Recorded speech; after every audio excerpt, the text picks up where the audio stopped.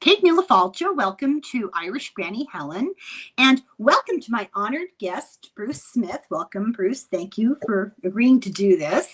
Now, here's the irony, everybody. I don't know what Bruce does for a living because I haven't asked him yet, and I haven't read his book, and I know nothing about what he's going to say, so this ought to be interesting. Our friend Heidi Connolly, who's been on my channel, has been a guest here. We've had a lovely time.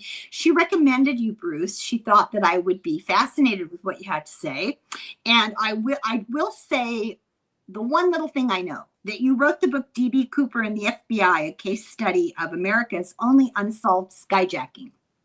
That's right. Take it away. Okay. So I was a newspaper reporter for many years, and I consider myself still an investigative journalist. And I have a platform, an online platform called The Mountain News, WA. And much of my D.B. Cooper investigation is posted there. So and it's free. So just go to The Mountain News WA if you want to read about D.B. Cooper. My book is available through Amazon, and I've been in probably half a dozen different documentaries on D.B. Cooper. For those who aren't familiar with the case, the D.B. Cooper case is the only unsolved skyjacking in the history of the United States. I was interested that they called him an air pirate. Yeah, air pirate. Crack me up. That's what it was. So 53 years ago, we just had the anniversary last week. He stole an airplane the day before Thanksgiving, and in Portland, Oregon, and they were en route to Seattle. So they circled over Seattle, and he says, when we land, I want $200,000 in cash and 4 parachutes. And when I get them, I'll give you the passengers back, and then you'll fly me to Mexico. And Northwest Orient Airlines said, okay, you got a deal, because that was their attitude. It's like, no muss, no fuss. Whatever he wants, we're going to give him, because what we want is we don't want any lawsuits from the passengers. And we want our airplane back so we can fly it tomorrow and make some more money. All right. They were insured, Yeah, it's like, the insurance will cover the ransom. What's next? The FBI, on the other hand, well, that's not how they do business. They're the guys with guns. They like a shootout. And the airline industry knows that. And in private, they called the FBI the cowboys. And oftentimes colluded. People forget, but those of us of our age don't remember quite well that there was a skyjacking every other week back in the day. Oh, it was terrible. Yeah. And the vast majority of them were fly me to Cuba. Cuba, right. I want to kiss Fidel. I want to kiss Fidel on the lips because he's beautiful, right? So this is the first, but D.B. Cooper was the first extortion crime. This was your standard. I've got hostages. I've got something you want, and when you give me what I want, I will give you your airplane back. But it just happened to be up in the air. Okay? Right. So now, to the FBI's credit, they had anticipated this and had stockpiled large sums of money in all the major cities with 24/7 access to that. They had a special vault, and they had a special person that would be on call. And so the money, the $200,000, was not a problem. Okay, the FBI had it. I didn't know that. Now, I did do a presentation on this the day before Thanksgiving Day. I don't remember. Which isn't that ironic? I didn't know when I started that's so ironic. But, I know. I thought that the airlines actually provided the money, but I guess in an indirect way they did. Well, yeah, and it's all backed up by the insurance companies. Global Indemnity picked up the tab.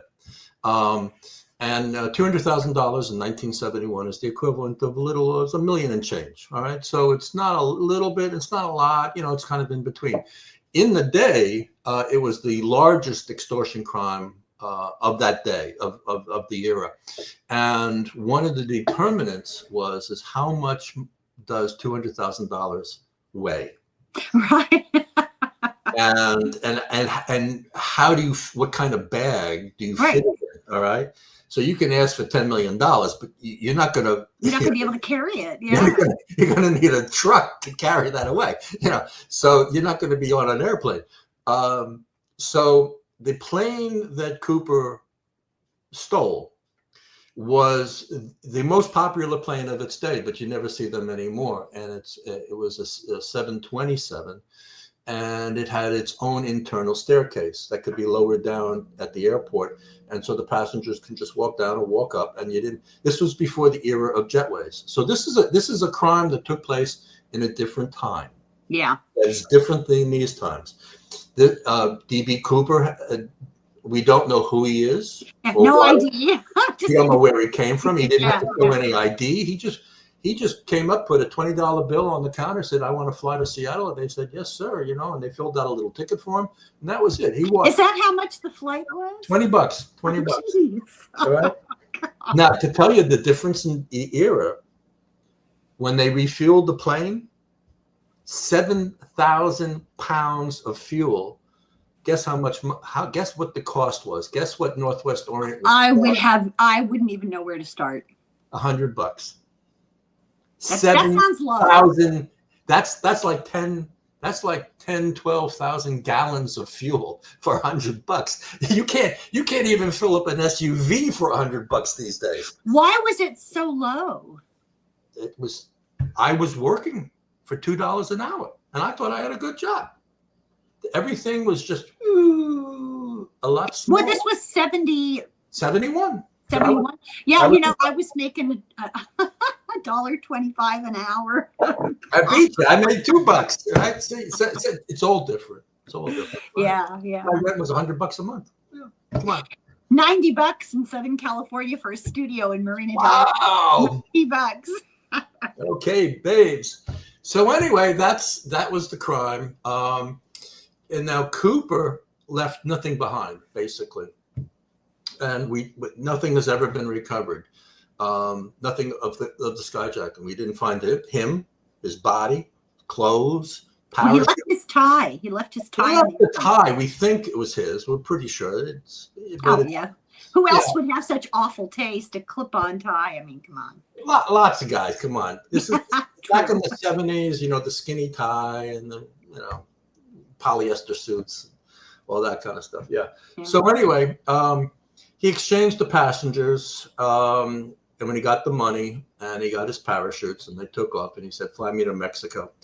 And basically he flew back the way he came, which was he had left Portland, Oregon. He had landed in Seattle. So then he leaves Seattle and he's flying to Mexico City. He flies right over Portland again. And as he's approaching Portland, he jumps out. And that's the last anybody's ever seen of him, and nobody really knows where he landed and anything like that. And about 10 years later, 3 packets of his ransom money were found on a river beach, on the Columbia River Beach outside of Vancouver, Washington, which is just a few miles away from Portland. And nobody knows how the money got there or when. So we really have 2 mysteries. Where's Cooper, and how did his money, the little bits of it, like $6,000-7,000, how did that end up at the river beach, and when? And so we're looking at the money, we're looking at the tie. Those are the things that we have. The FBI has lost pretty much all of its physical evidence, either through ineptness. Oh, unbelievable. DNA and... Yeah. They recovered 8 cigarette butts that he left in his little tray. And they disappeared. We don't know where they are. Because you remember when you used to be able to smoke on an airplane? Yeah, we could smoke on the airplane, right? The Cooper case, the FBI was always one step behind Cooper, and they underestimated him.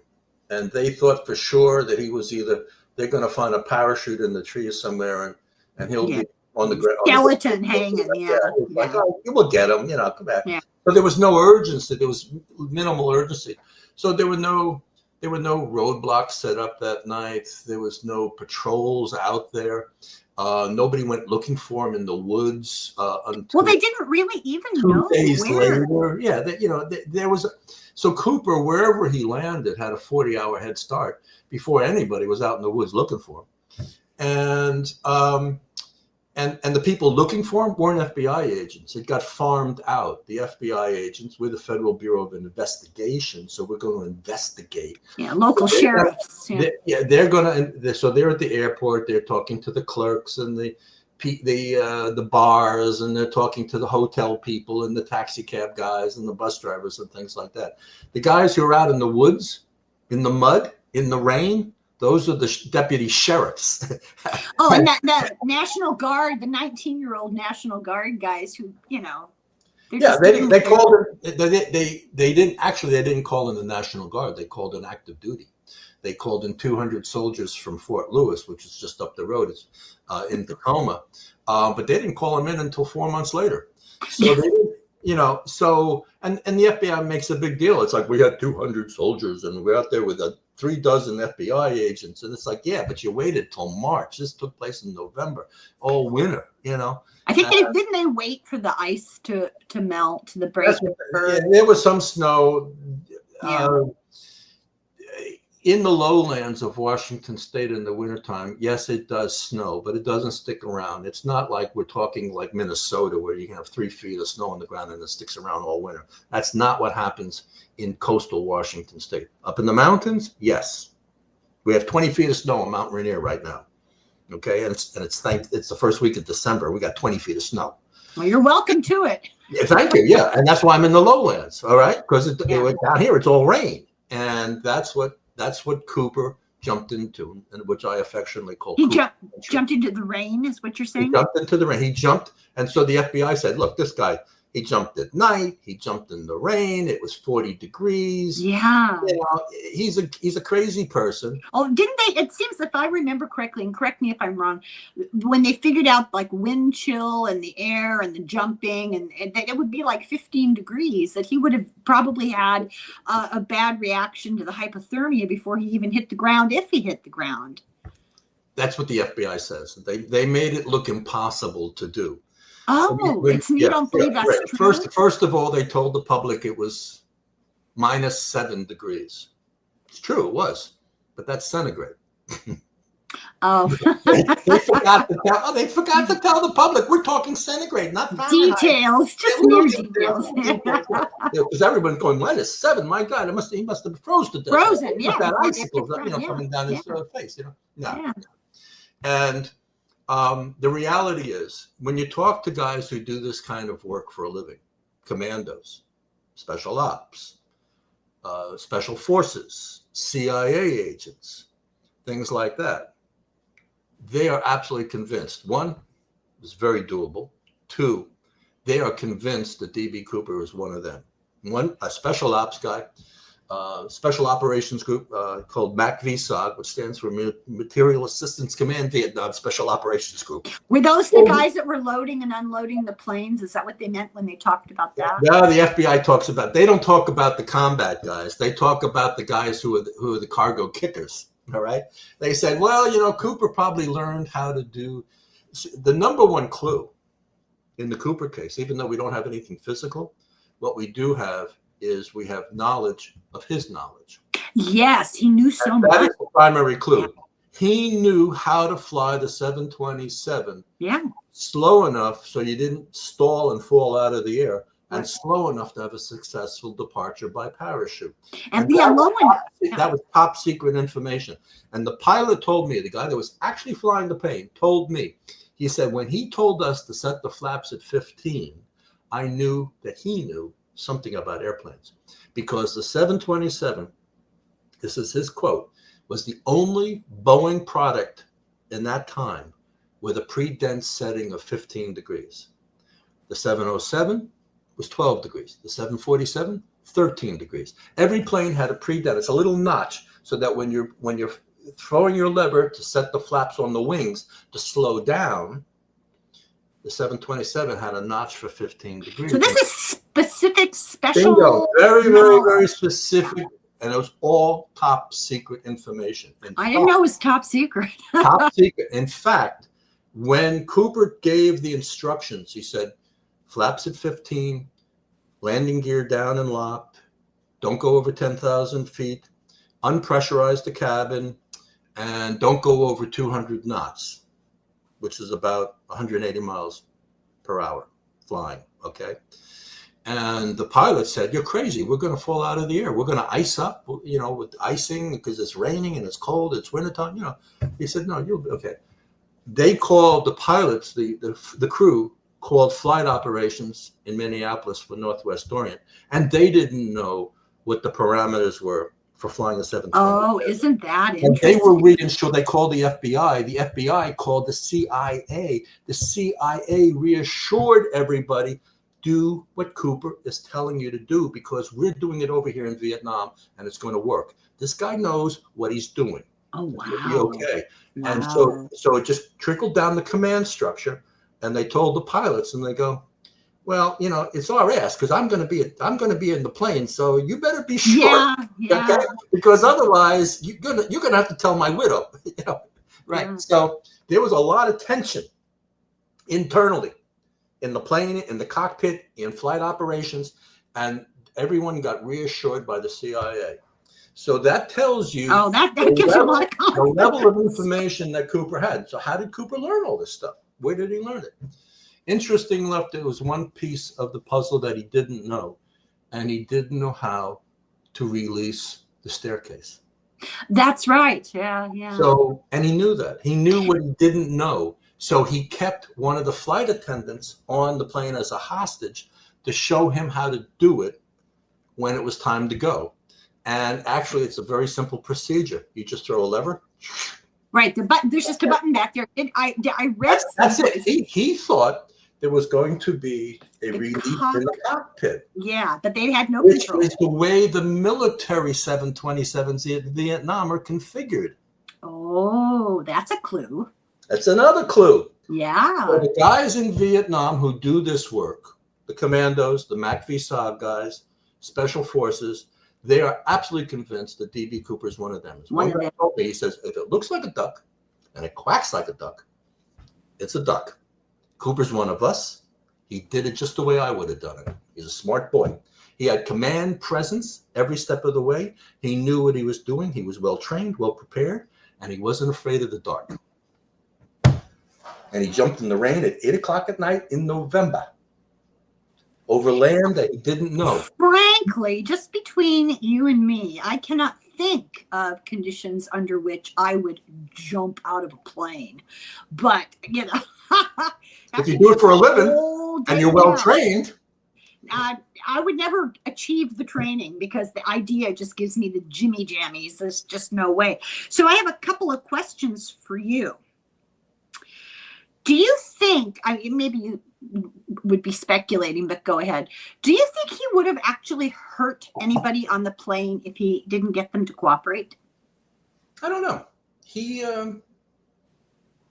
was aggressive. He was assertive. I wouldn't call him aggressive per se. Yeah, assertive sounds bad. Yeah. Because the stewardesses identified him, characterized him as a gentleman.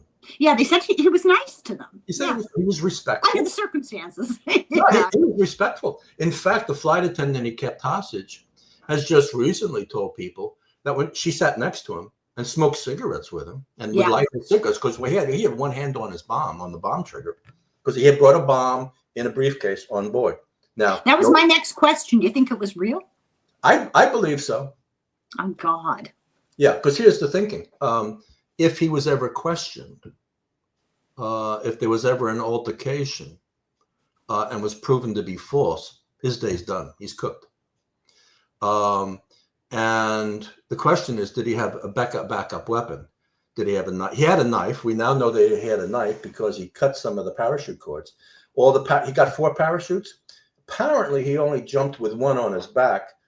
He may have had a reserve chute that was strapped to his chest that was filled with some of the money. Right. Money came in a bank bag, but it was overflowing. He couldn't jump with it. So he had to take money out of the bank bag and transfer it to a reserve parachute container that he strapped to himself.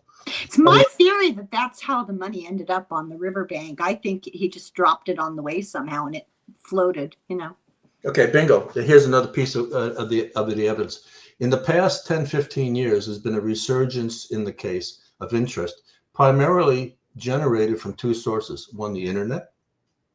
2, a very innovative case agent in the FBI by the name of Larry Carr joined the team in 2008 and was the case agent for a couple of years. He went public with everything and was on chat rooms and social media and talked a lot. And he was the first FBI agent to ever come to a Cooper conference to talk about some of this stuff. And he made a lot of stuff public, and it really energized and really validated it, gave credibility to these conversations, these chat rooms and things like that, where a lot of the information began really swirling around. So 2008 is really the beginning of the modern era of the D.B. Cooper investigation. That's when I started writing, and that's where my book picks up. And so there's a lot of books that have been written since 2008. We have a lot new information, and all the books beforehand were written by people who were participants. So they give you the personal narrative. They were at the airport. They saw that they talked to the passengers. They talked to the crew. So you have that narrative. So you have two different kinds of literature. You have the early stuff from those days, usually written by FBI agents, people associated with it in some fashion. And then you have guys like me, the journalists, the researchers, the citizen sleuths that have joined this hunt for D.B. Cooper from 2008 on. And let me tell you about citizen sleuths. I love true crime. I've followed it for many decades, and I'm not Sherlock Holmes. I don't know. I enjoy batting ideas around, right?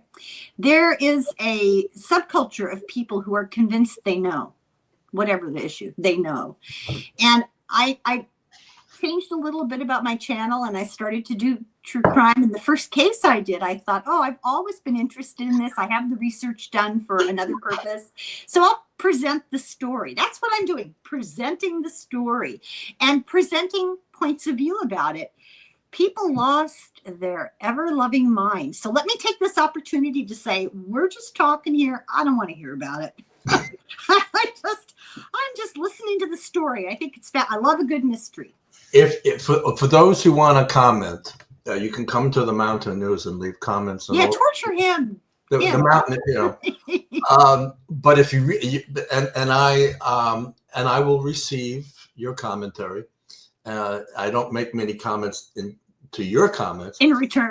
But if you want that back and forth, you want to throw a few jabs, and you're willing to take a couple. Oh, let me tell you something. Go to Facebook, babes.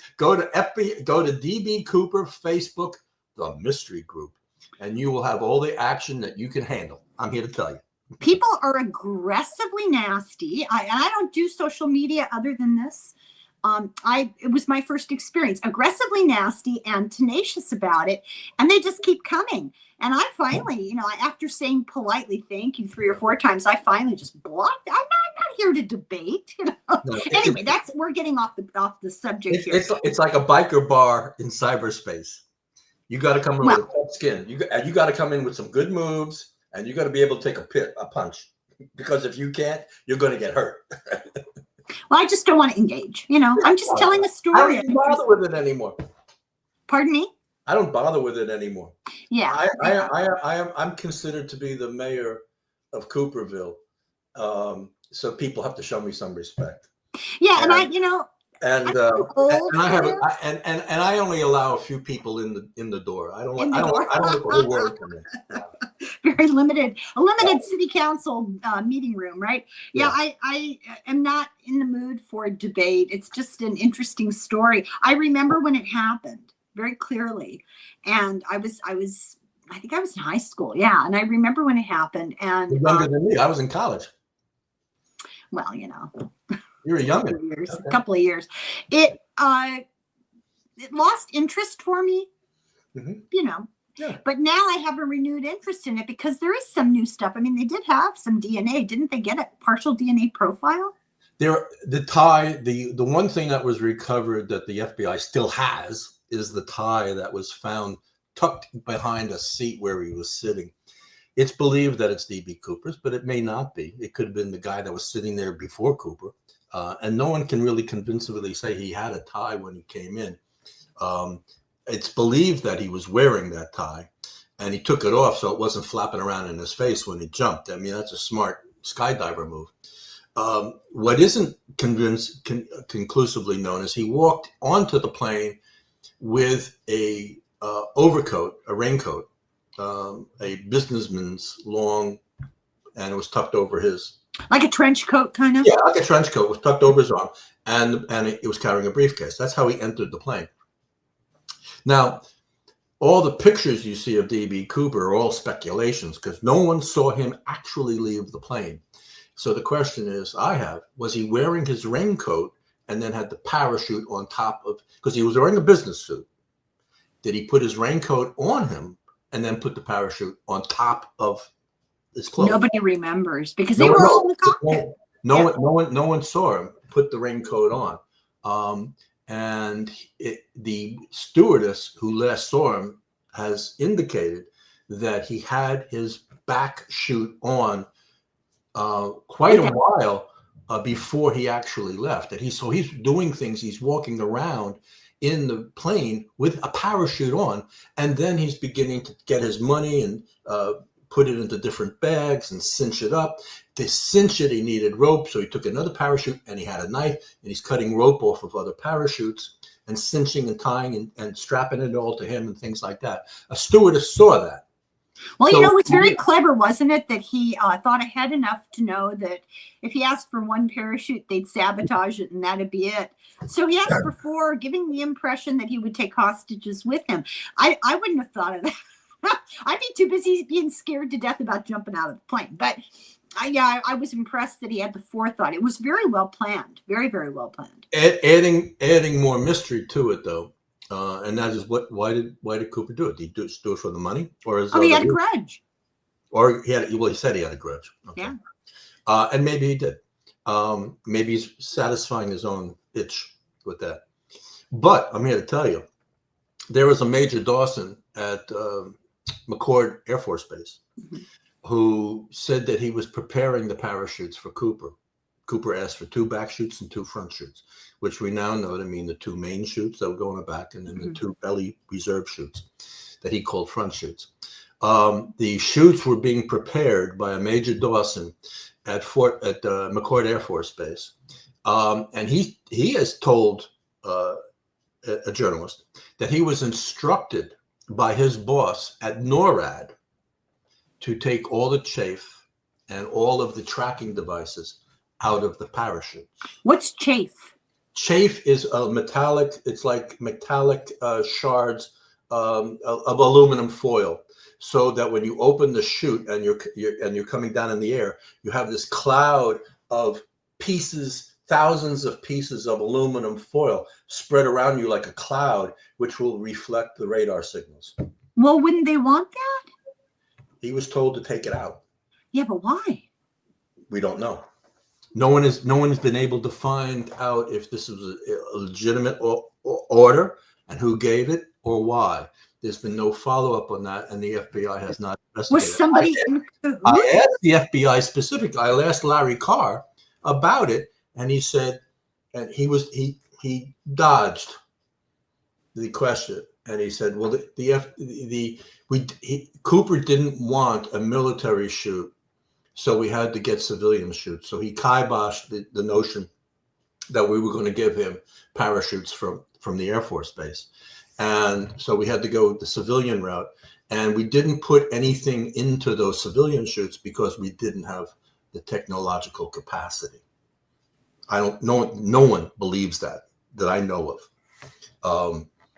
Tracking chutes, there were 14 copycats in the next year who did the Cooper jump, and all of their parachutes had tracking devices in them.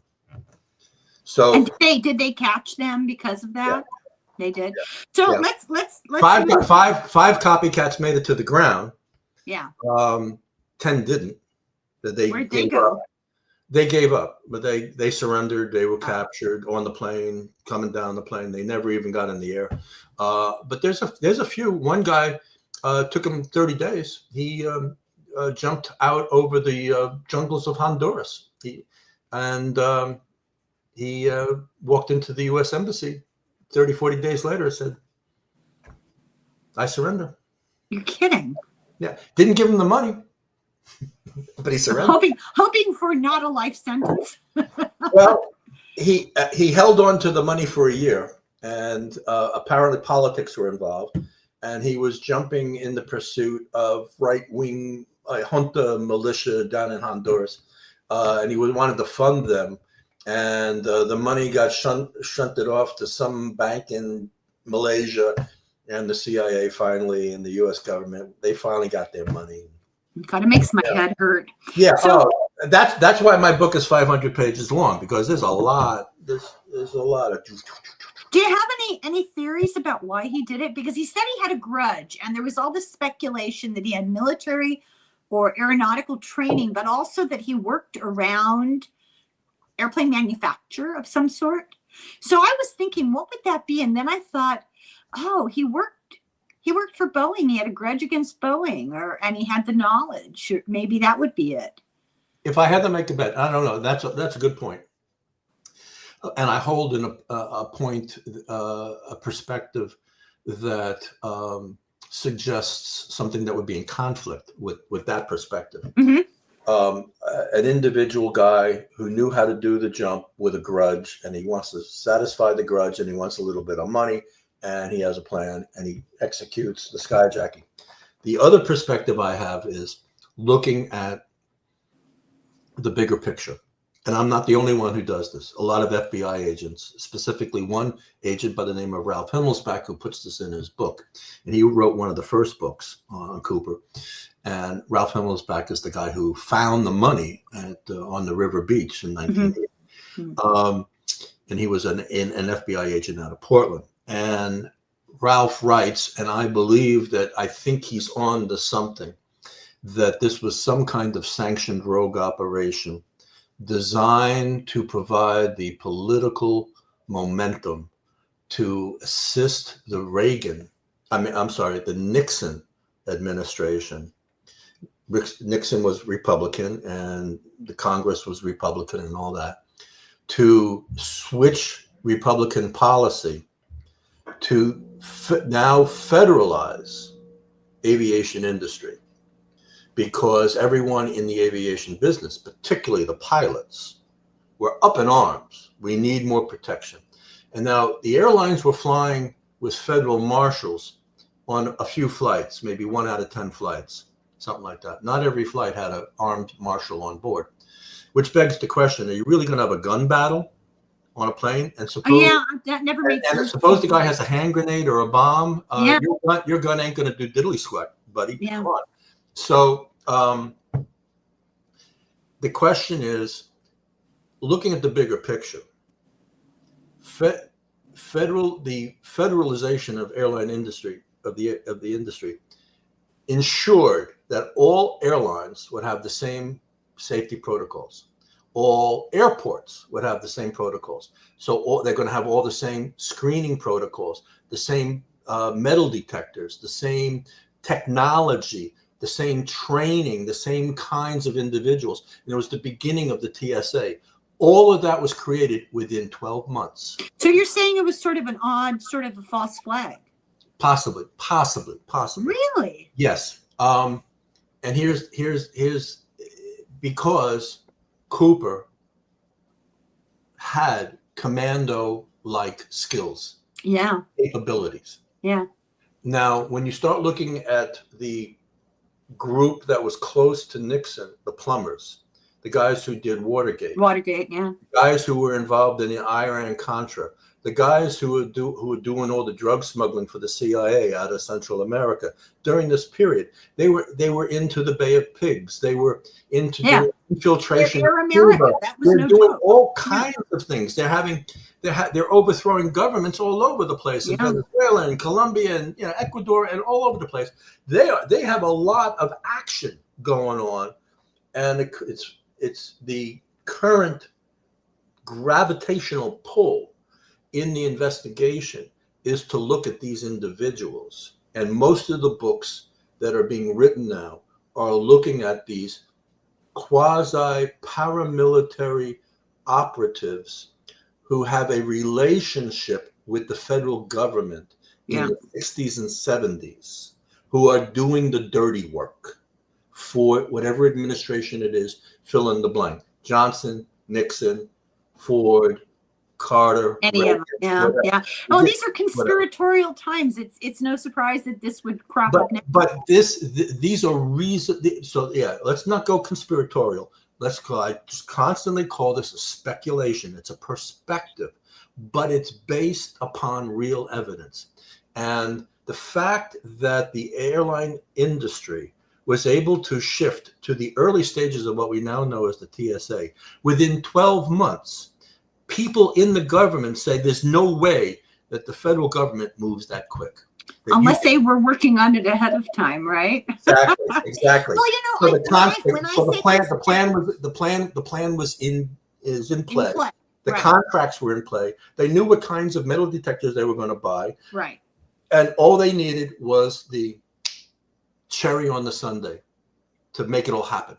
They needed the magic. The trigger to start it. When I say conspiratorial, I think what I'm saying is that in our atmosphere today, people are more willing to entertain those notions. I think there was a conventionality to society and culture where people would not even go there. They could not embrace that form of thinking. Now they can. So it doesn't surprise me that would be a theory.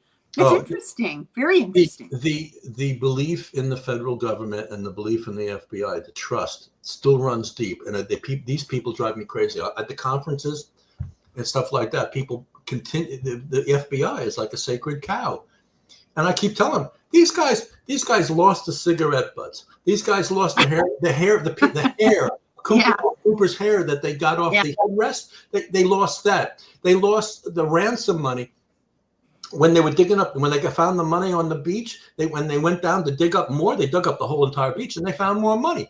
And they put these shards of money into plasticine evidence envelopes. And there's videotapes that was filmed by the TV crews. All right. All that money's missing. Where'd that go? It's like, come on, guys. Nothing. You notice I'm not reacting. Nothing surprises me anymore. No, nothing. No. Yeah, I'm not. Is it incompetence? One of the issues, and my book talks about the nature of bureaucracy. That the FBI does some things very well, and there are some things that, because of its size and the nature of its structure, does poorly. As Condoleezza Rice said in 9/11, we had trouble connecting the dots.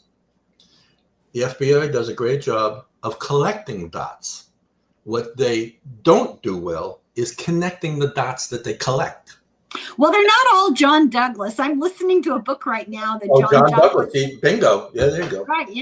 Jonathan Groff, the actor who played the John Douglas character in that show Mindhunter, he narrates the book. And it's just a review of some cases they did. That's interesting, though, the way his mind worked. He connected all kinds of dots. Interesting character. So let's see. You're not sure why he did it, but there's the speculation that maybe he wasn't the only one behind it. It's a possibility. Okay, I had about 3 seconds to look at your Mountain News website. So I apologize. I tried to read the entire article in about 60 seconds. And so I got the impression that there's a lot of dissension in the ranks about this guy McCoy. Yeah. Was this parachute planted? Was it hidden by him and then revealed after his wife died? What is the official story, and what do you think? Okay. So what we're talking about over the last couple of weeks, Helen and I were talking here the first week of December in 2024. Over the past 2 or 3 weeks, there's been a huge media flap about a family confession from the Richard McCoy family. Now, that Richard McCoy Sr. was D.B. Cooper. And the children who are now grown up, they're in their 40s, their 50s, I guess, are claiming that not only was Pop D.B. Cooper, but that Mom told them that their father, her husband, was D.B. Cooper. What we know for a fact is that Richard McCoy was a skyjacker. He is one of the copycats of the D.B. Cooper jump. And the people who caught him, FBI agents out of Salt Lake City, Utah, he lived in Provo, Utah, which is south of Salt Lake City. The guys who caught him were convinced that he was D.B. Cooper. And those agents wrote a book called D.B. Cooper, the Real McCoy. Oh, and, clever. I like that. Right. Okay. Now, the plot thickens because the wife, Karen McCoy, is strongly implicated in the crime. She is described by the agents as the getaway driver. Right. I had to assume that. Yeah. Right. Okay. That she's out in the boonies waiting for her hubby to come down by with a parachute and $500,000. Can you even imagine? $500,000 and $100 bills. And he's late because all the transfer of money and the passengers was greatly delayed. She gives up on him and goes home. And apparently it is widely rumored and widely believed that when she helped, McCoy made it home. He got a ride from some guy out in the boonies, and he got dropped off at his home. And he and the wife went back and retrieved the money from a culprit. He didn't get picked up with the money. No, and got his parachutes. So they bring the parachutes and the skydiving gear and the money back to the house. In the meantime, he's going out drinking with one of his buddies, he says, "Oh, I got a foolproof. If I was going to be the skyjacker, I got a foolproof plan." And in fact, he also worked as a helicopter pilot for the Utah National Guard. So he's on patrol looking for himself as a Utah helicopter pilot. So right? he lived in Utah. He lived in Utah. This is Richard McCoy Sr. All right, mm-hmm. And he's flopping his gums, and his sister-in-law who lived with them, she's flapping her gums, and word gets around in town, and the feds hear about it. And, they just drive up and they put the cuffs on him. So the wife is intimately involved in the crime. She apparently, this is my speculation, based upon other people's speculations, she made a deal with the feds that when her husband went to prison for the crime that he committed. The second skyjacking. Right? Yeah. It was in April. So Cooper did it Thanksgiving and McCoy did his in April on Easter. So we have a Thanksgiving skyjacking. Isn't that it? And we have an Easter skyjacking. That when he was in prison, he escapes and he's on the lam. Karen, the wife, makes a deal with the FBI and she's gonna turn him in. And they're going to let her walk. They release all charges. Okay, they never charge her with a thing. A year or two later, they let the FBI. She lets the FBI know that he's holed up in some house. He's renting a house with the other guy that he escaped prison with, and the FBI raid him. There's a gun battle. Yeah. McCoy gets shot, and that's it. Oh, he died. Yeah, McCoy Sr. died. Now, his son, now 50 years later, is saying, me and my sister, and his sister was like a year old back in the day. He was like 3 or 4 or 5, something like that. Little kids, young kids. They said, we kept this quiet because we didn't want mom to be impacted. And she died a year or two ago, so now we're talking. And they're only talking to one guy. They don't talk to me. They've refused repeatedly my outreach to them. Why? What did you do? They don't want it for whatever reason. They have not explained it, and they have acted in a very strange manner. They have come to at least one Cooper conference that they have acknowledged, and didn't tell anybody who they were or what. They were just like stalkers, like checking everybody out or something. The one guy that they do talk to is a journalist by the name of Dan Greider, who has made a name for himself on a podcast investigating airplane crashes. And he does a good job, particularly private planes, small things like private jets and the small Piper Cub planes and things like that. And he has a good reputation. He's also a 727 pilot, and he's a commercial pilot. And he's got a lot of credentials in the aviation industry. However, from my point of view, he's a terrible journalist, and he doesn't do a lot of research.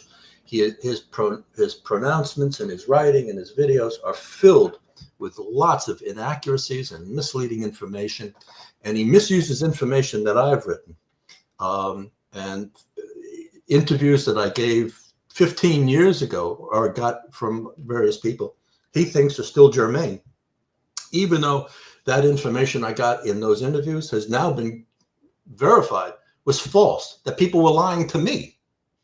And there's a lot of deception. And this not only is there deception in the D.B. Cooper world, 900 people have confessed to being D.B. Cooper. Talk about deception. You know, there's a lot of lying going on, and I don't think would you confess to something like that? That's insane. People are insane. Remember the conversation we had before I started recording? This what you just said explains my attitude. People are insane. That's just unreal that you would confess to something like that. So just because something is written in a book doesn't mean it's true. Correct. All right. And I'm the guy who wrote that. All right. But I'm telling you. Here's I'm gonna play devil's advocate here for a second. Depending on what your motivation is, if you're telling the story, like somebody like me, I read one book, I listen to one podcast. Let me tell you a story I heard, and I tell you the story. I'm not a journalist. I'm not researching it to confirm every fact, because it's not, to me, it's a story. If you want to verify every single thing, then you have to do the hard work. I'm not into that. And I do see the argument that this can contribute to a growing accumulation of false narratives. But who has the time or the resources to investigate every little detail, you know? That's right. As a journalist, I subscribe to what you're saying. It is my responsibility to check things out if someone's talking to me. But the guy who lied to me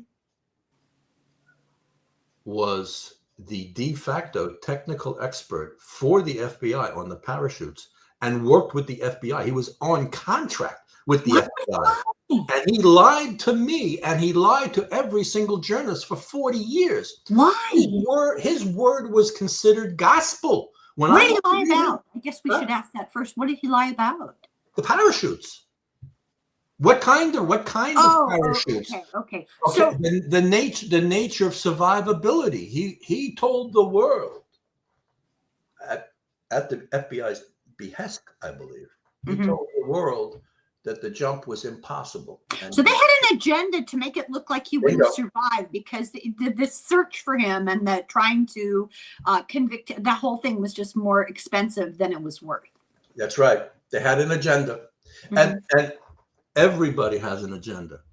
The FBI has an agenda. I have an agenda. You have an agenda. We all have agendas. The question is, how honest are we with our audience? What the agenda is. They're here to entertain. and how honest are we with ourselves? Because we all have blind spots, you know. I think I'm enlightened. I think I'm smart. I think I'm aware. Well, I know what you're saying. It's true. Yeah. It's just shocking that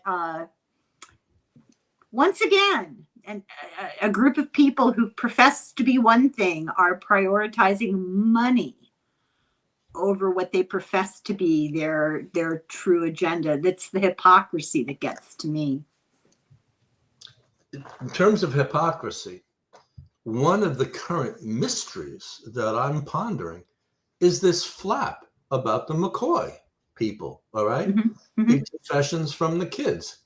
And this Dan Grider guy says that he's found D.B. Cooper's parachute in a McCoy family tobacco barn out in the boonies in North Carolina. That's what got me started to even talk about this was, look at that. And Dan Grider hasn't even told the world what kind of parachute it is, and has yet to resolve the conflicts that the parachute that he has is different than the parachute that we believe Cooper used. The parachute we believe now, and what the parachute that Cooper used has been filled with controversy for the past 53 years. To this day, it's not nailed down totally. All right. because we had the technical expert, his name is Earl Cossey. He lied his ass off to everybody, okay, for 40 years. So he really mucked up the whole narrative, all right?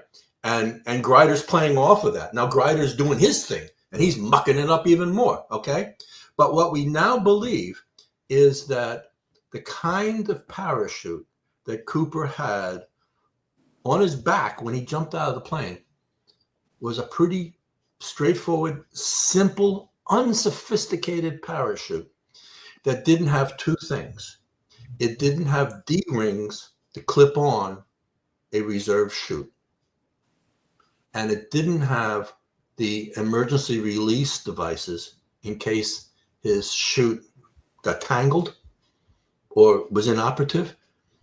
Skydivers now have a little release that they can pull and everything goes away. And then they pull their reserve chute, and that's what's going to save their ass. But if you're not wearing the reserve chute, you don't need the release.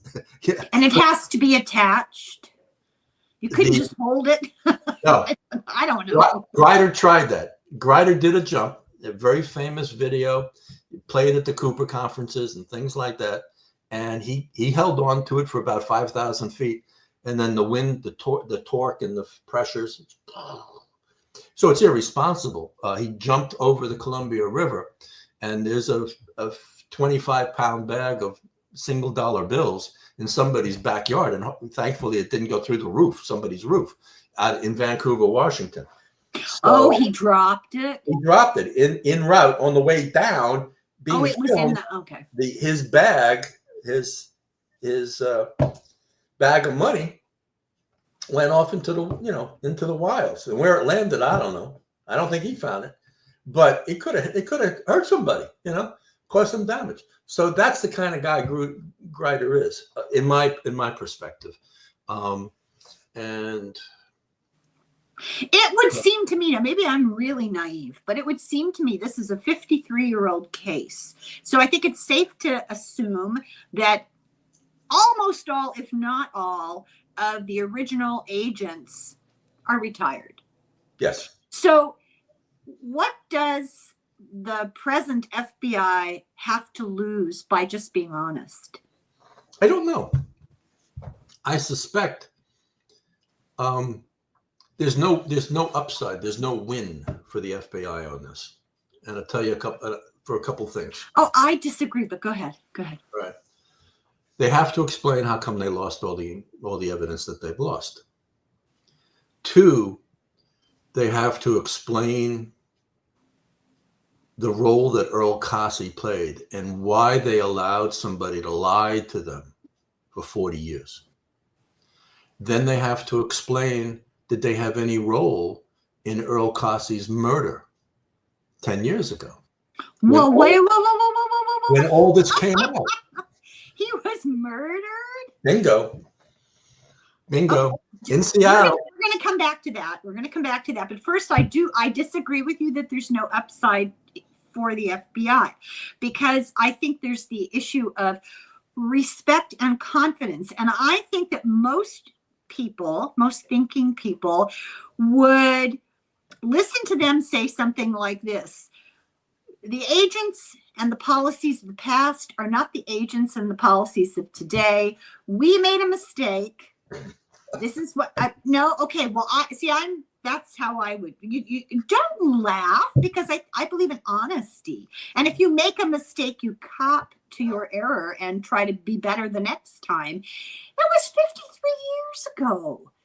If you're protecting the reputation of an institution, institutions need to change and evolve. And I don't know. This is why I don't work in a big business, because I can't stand that intransigence, that digging. And the intransience that you come up in the corporate business world is the same dynamic that exists in the FBI. Sure. Which is why, and all bureaucracies are like that. All law enforcement bureaucracies have a high degree of intransience. Yeah. For the same reason. And every FBI agent I've talked to, I call it the one and done scenario. I ask them one question. They have a scripted answer that they have memorized in their head. And if I ask any question, they said, I'm sorry, I can't discuss that. Yeah. And they're done. It's one and done. That's it. And there's never a conversation, a back and forth like you and I are having with a journalist. Every journalist I know has the mantra, we can make bumper stickers out of this. The cops are only going to tell us what they want us to know when they want us to know it. Yeah. That's so it. I buy that. That's how it works. Yeah. Yeah. And if you want to get the good stuff from the cops, then you're going to have to be known, identified as a team player. That means you're going to have to participate in the cover-ups. That means you're going to have to spin it. Keep their secrets. You're going to have to keep the cops' secrets, and you're going to have to make the cops look good. Yeah. And if you don't, then you don't. You're an outsider, and you don't get the good stuff. It's unfortunate. That's the way it works. That's the way it works. It's always worked like that. And it will always work like that until we have an ascension. Okay, in the world, which is a whole when different I ascend, enlightenment is going to be a whole new world. Honesty will rule because we will be so telepathic. We will know bullshit when we. Well, yeah, that's true, isn't it? 5 feet away, we'll smell it. Yeah. Yep. So I want to talk about the murder because I didn't know anything about this. This is interesting. So why don't you tell us that story? Okay. So the guy who got murdered is named Earl Cossey. Earl Cossey presented himself to the FBI and to the world as the guy who provided the back parachutes. And the guy who actually did got lost in the files.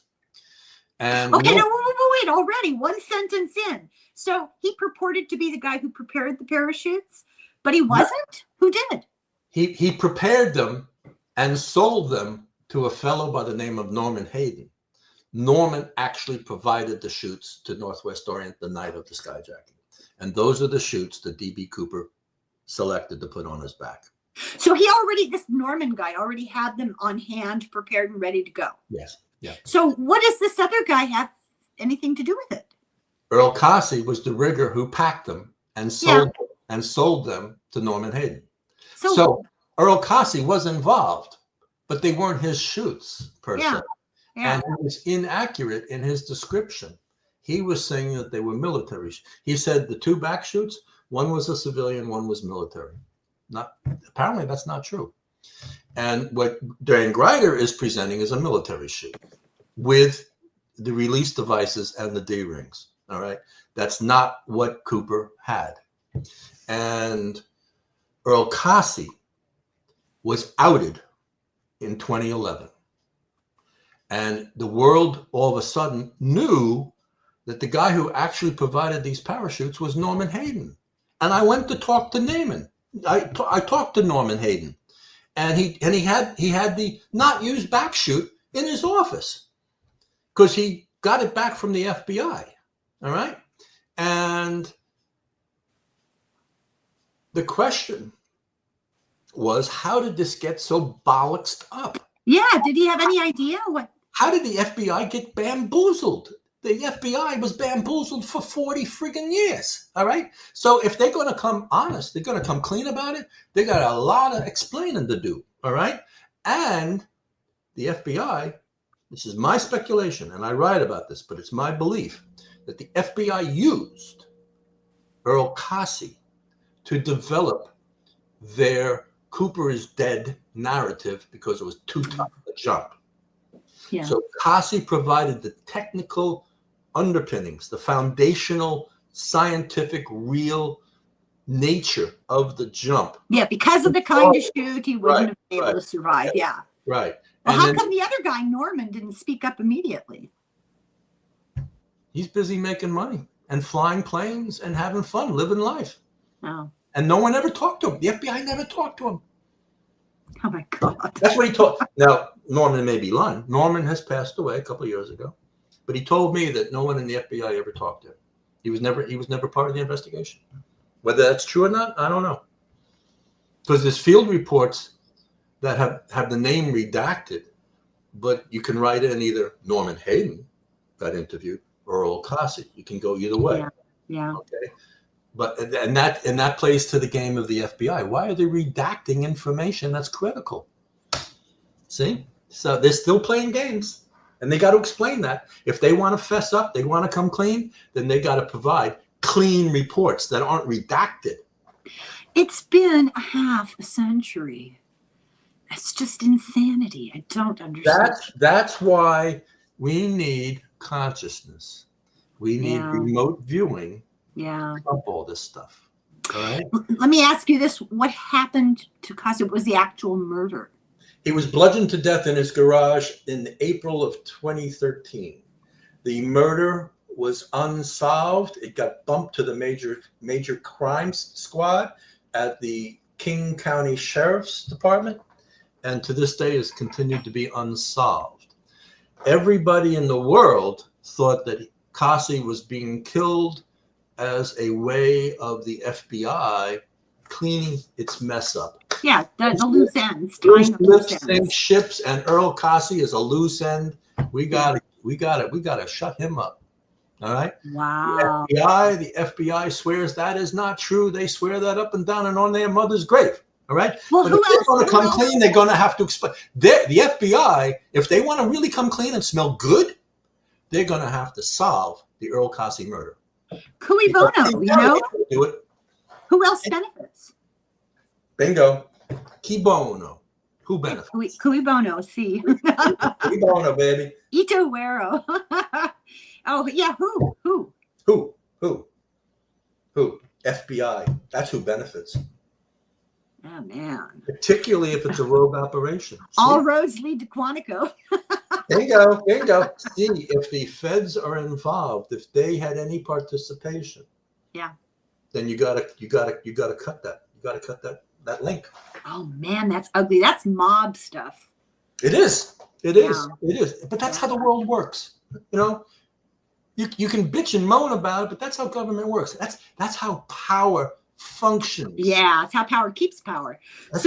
And that's how society keeps rolling along. All right. So the number one job of the cops, and I say this as an investigative reporter for the last 20 years or something like that.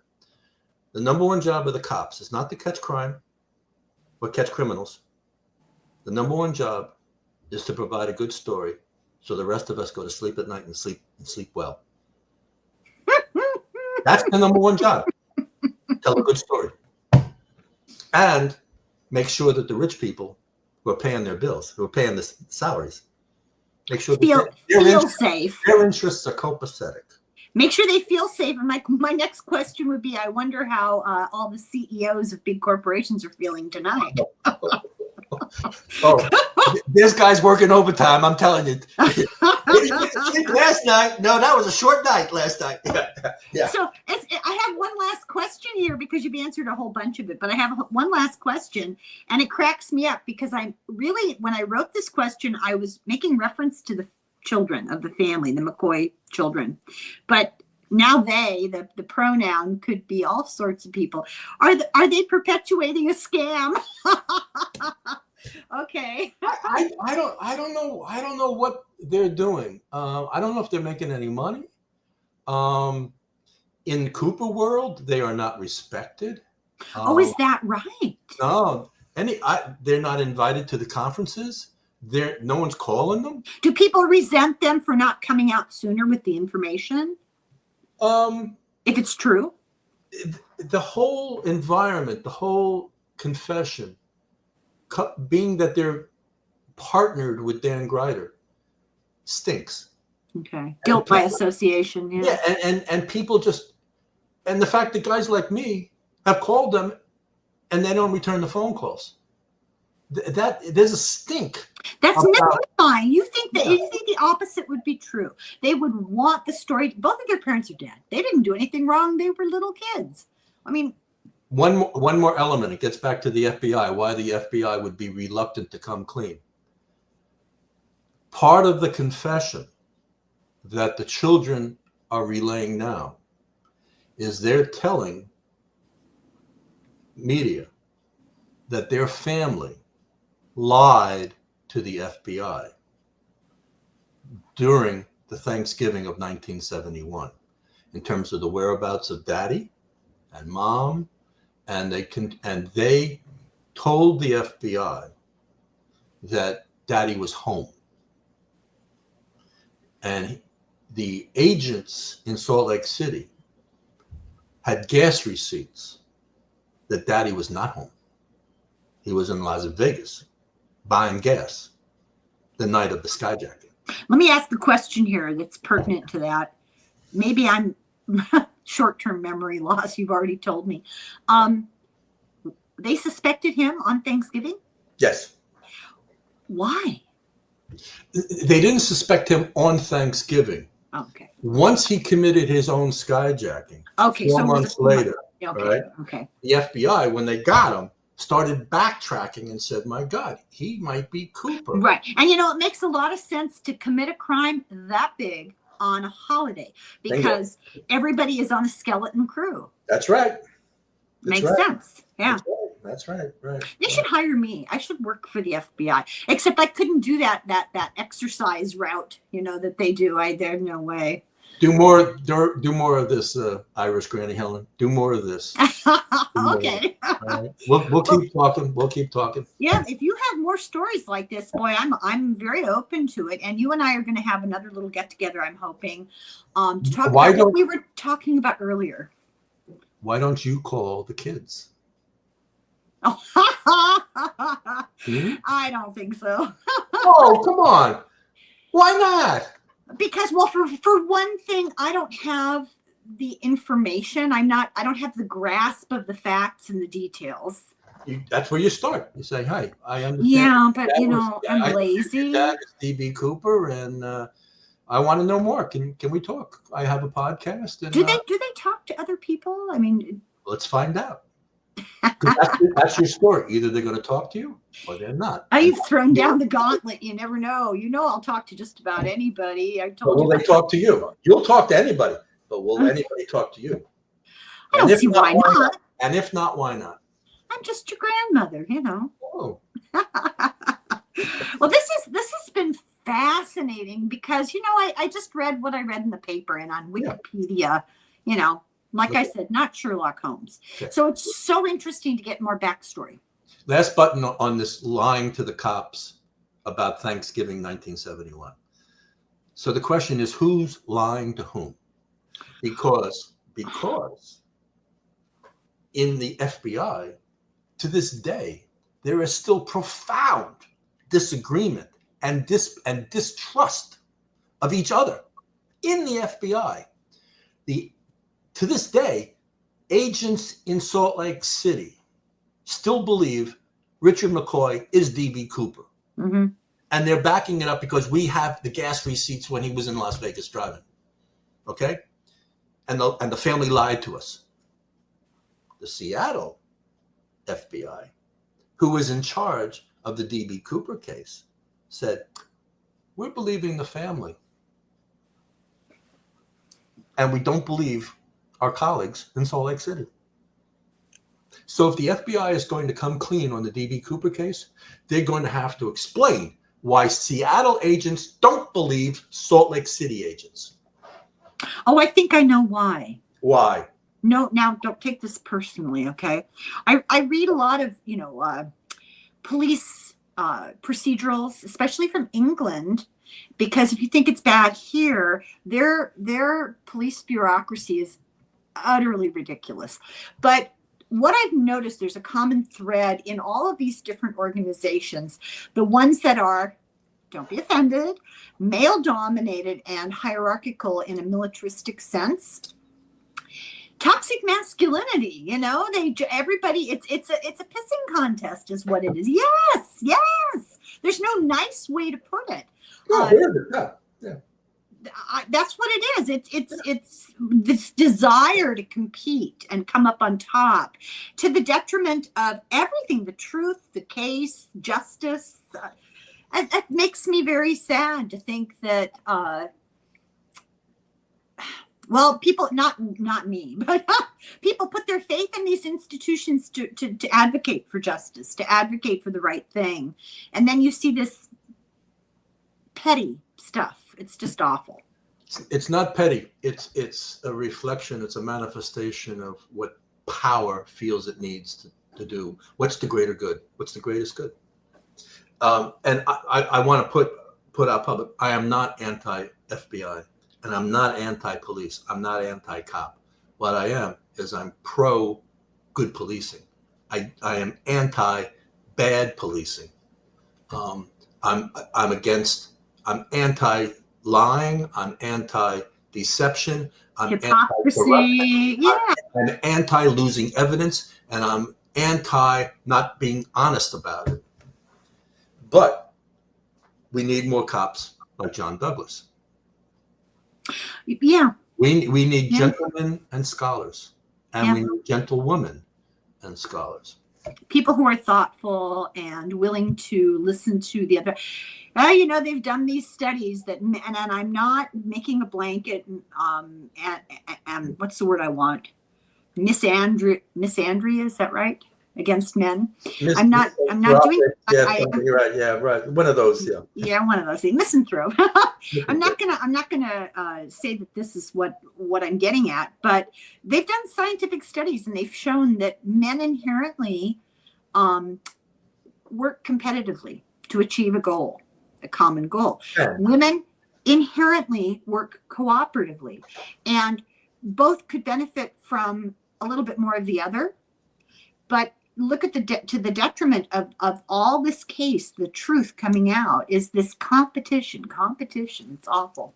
I disagree with you. I've worked with a lot of women in masculine jobs, in male-dominated jobs, like being a stagehand. And men, there are certain kinds of tasks and work environments that men are supremely well trained to do. And we're trained from little boys how to work as a team, who's in charge, whose idea is the best, and we quickly sort it out and we pick things up and we generally work as a team. It goes back to the time will the hunt be successful? Are we going to find some meat to bring home to the family tonight? That's what it boils down to.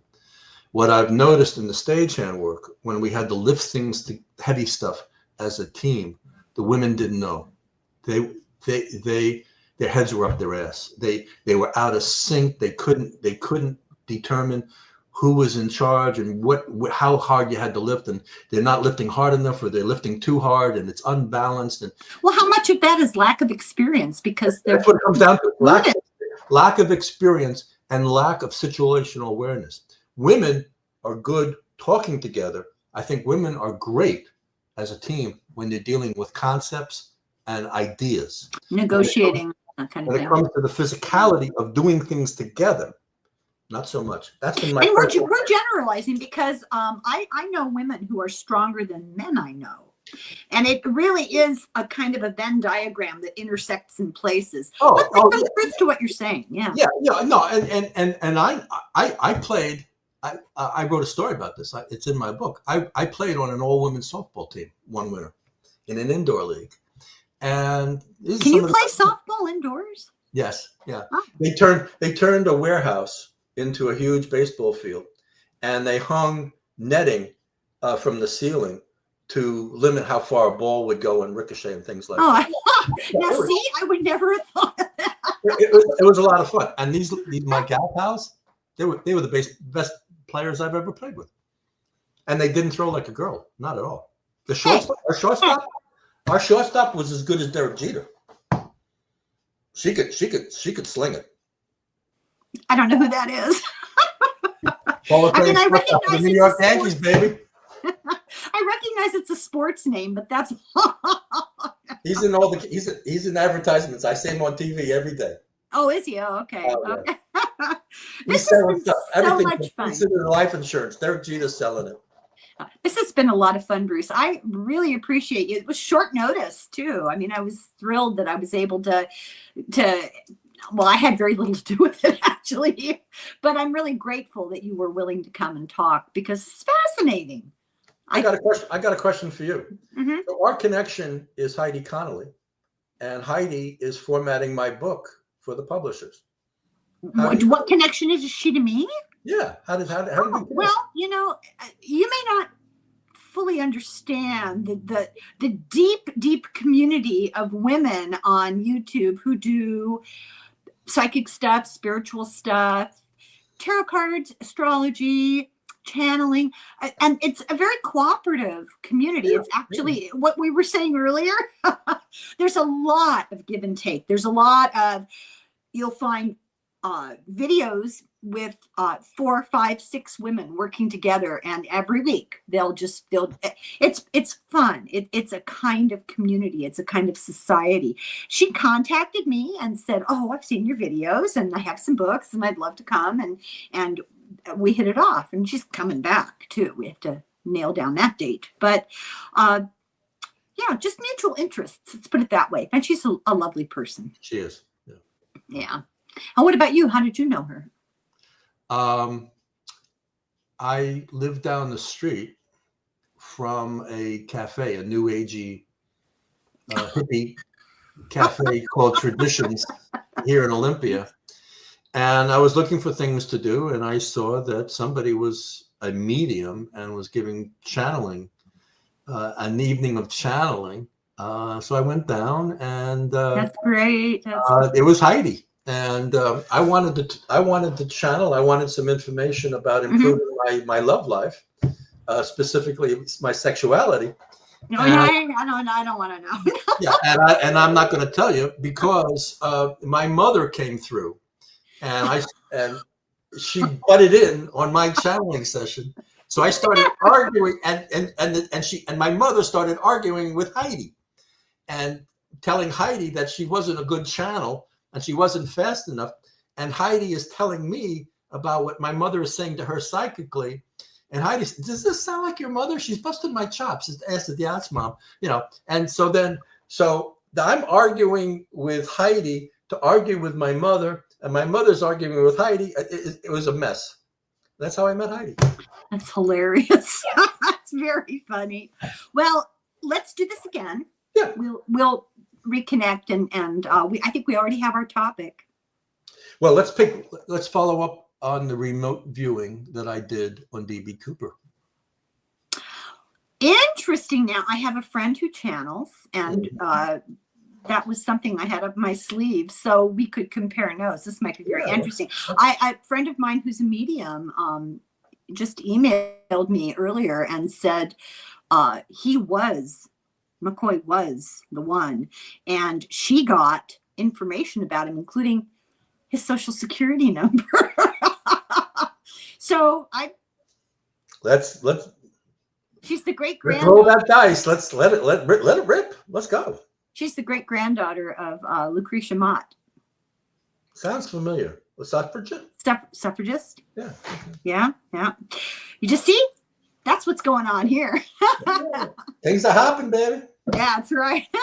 All right, Bruce, thank you very, very much. And I thank you, everybody who is watching. And I hope you found this as intriguing and disturbing as I did.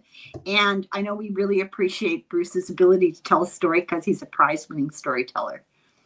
He tells me that doesn't mean lies. It means entertaining stories. Can I make a pitch? All right. Yeah.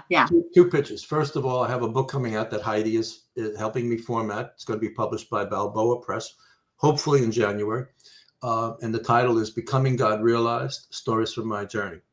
And it has to do with my evolution as a person, growing up, becoming a man, maturing, having some wisdom, being in therapy, going to the Ramtha School of Enlightenment, and then leaving the Ramtha School. And is Heidi publishing it herself? No, she's formatting it, and I signed a contract with Balboa Press. They're gonna print it up. No, we'll have to talk about that book when it comes out. Oh, definitely. Yeah. And currently, for those who want to know more about the D.B. Cooper case, my book is available at Amazon, $30. D.B. Cooper and the FBI, a case study of America's only unsolved skyjacking, 3rd edition. Oh, wow. How many have you sold? Do you mind saying? A few thousand, maybe, not a lot. But that's good. I mean, it's self-generated, right? It's the 3rd edition has been out since 2021. 2nd edition came out in 2016. So the 3rd edition is pretty contemporary. There are a couple suspects. It doesn't talk about this whole flap with the McCoy and the kids. it talks about McCoy as possibly D.B. Cooper because of the tension and the controversy within the FBI, which I write about. Yeah. Because that's a real dynamic, and that occurs in every law enforcement. Not every cop thinks alike. Not every cop's agenda is going to jive. It's the same, right? Yeah, it's like you know, you don't go to the DMV to get your car tuned up. You know, the agencies are designed to do certain things, right, and nothing more, not other things, and they can't do everything. Not in I have a lot of respect for people who managed to get a book published, because October was National Book Month, and I had people involved in books in general, in a lot of different aspects. And one of them talked quite a bit about trying to get a book published, and it's just a nightmare. It's just awful. So, well, there's two things. One is you got to write the book, and that's not easy. Writing a book and cleaning it up, making sure that it's professional and edited and the grammar is correct and the commas are in the right place and that it makes sense. That's a heavy task. Then the publishing.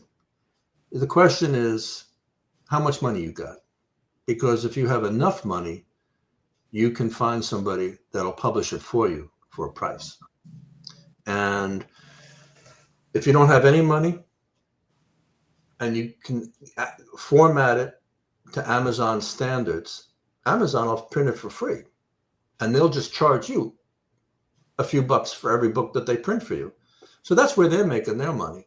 So you can go in at zero, but you got to do a lot of work, and you've got to be skilled. You got to teach yourself. You got to train yourself, and you got to get the software for the proper formatting and all of that. oh God, Or you can go, there are companies that will take all the pain out of it. But you're going to write them a check for $2,000, $3,000, $5,000. If you want help with promotions and marketing and building a website and getting it reviewed and getting it in front of editors and publishers, oh my God, then that's going to cost you Nightmare. $20,000. You know, so it's just a question how big a check you're going to write. That's all. And you can go from zero to infinity. Well, it's not just a question of that, because it's also a question of tenacity and persistence and patience and stick-to-itiveness. And most of us don't have that. So congratulations for doing that. It's evasive. And for those who want to write or write a little bit, find writing buddies, a support group, a critique group, a writing group. Something along those lines. There are professional organizations, or like the Pacific Northwest Writers Association is excellent. It costs you $75 for the fees for the year. There's a few conferences. There's a monthly meeting. You can call them up and talk about things. You can get a mentor, like kind of, well, I'll read 3 pages for you and give you some feedback. Support, yeah. So you pick and choose, and you find a way. But it comes down to your joy. Yeah. What gives you joy? Yep.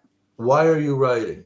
And even if no one reads it, there still may be some joy to be derived by the writing. Just the process itself, it's a creative outlet, and just the actual putting pen to paper. Well, because I still write on paper. Putting pen to paper is in and of itself a reward. Yeah. So, speaking of writing, I have a Substack. I should probably mention it more often. I always forget to talk about it. And I don't even know what Substack is. I hear it, and it's when I hear Substack, I think website. Yeah, it's like a forum for writers. It provides a place to put your writing, and you decide, is it all for free and open to all public? Is some of it for free and some of it private to people who pay? Or do you do it for a donation? It's entirely up to the writer. And so if you're a person who wants to write and needs a little impetus and a little structure, it's a good way to force that. And so I have a Substack called Ask Your Irish Granny. And it started out kind of a lark, asking, advice column, basically. Just send me your questions and I'll answer them with a little bit more of a metaphysical bent than most advice columns, but not too much. It's not too heavy-handed. And given current events, I've had to create a paywall for more controversial stuff, and it's behind the paywall for the moment. Yes. Let's talk more. I want to continue. I want to learn more from you on this. Okay. But I have a meeting I got to go to. Oh, no. We could talk about it. No, that's fine. In 2 minutes, a group of us are getting together to meditate and make contact with the extra. Well, you have a message for me. Remember, don't forget. Remember? Why they've abandoned you? Why they're not picking you up? Why they left you at the bus stop? I'm insulted. Okay. All right, enough. Thank you, everybody, very much for watching, and many thanks to Bruce. And I'll be back. Slán go foil, slánte. Slánte. Bruce.